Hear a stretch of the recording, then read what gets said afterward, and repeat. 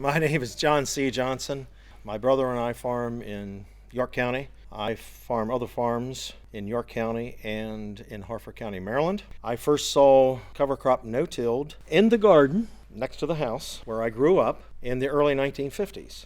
We bought a brand new John Deere Van Brunt drill, and when Dad finished sowing the wheat in the fall, he would always have a little seed left in the box, so he would come in and just drill in the garden. I heard that there was a no-till planter in the area in 1966, so I went on the hunt of it.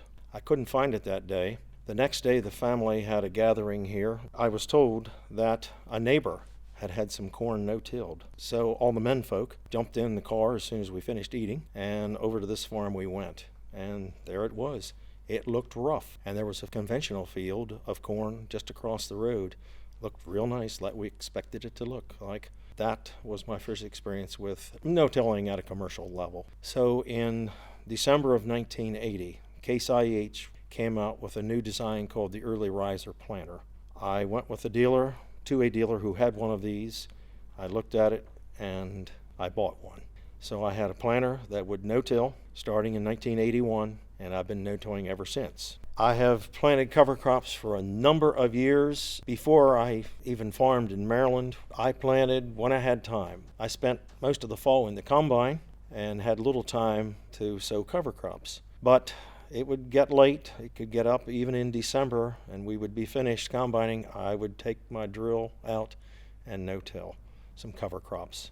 I've planted cover crops from August through March.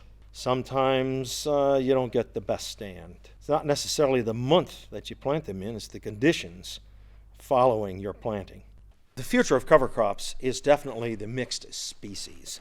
For years we've been planting one species, rye, wheat, barley, oats, whatever. Now we're looking at not just two-way mixes really, we're looking at five-way mixes.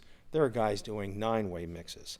I bought the roller crimper that's in front of the John Deere tractor about 5-6 years ago. The idea was for it to smash down and crimp and kill if the cover crop was in the right stage. But I thought if I can just get that cover crop down, touching the soil, providing food for the soil microbes, the soil livestock, that I would be ahead.